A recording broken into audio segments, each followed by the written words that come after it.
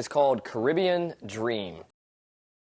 Glass, and we're going to rum, and follow that up with 1 shot of peach schnapps.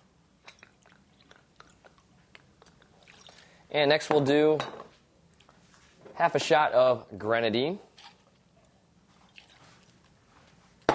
And last thing we will add is orange juice. Just fill it the rest of the way here with orange juice.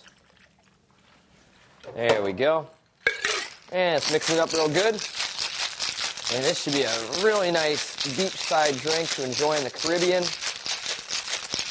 Or, you know what? It can also be a winter drink that you enjoy sitting on your couch, maybe watching Baywatch on TV, imagining that you are somewhere warm. Got everything mixed up. Let's grab a glass and pour it in there. Give it a straw and garnish it with a nice piece of fruit if you like. Bottoms up.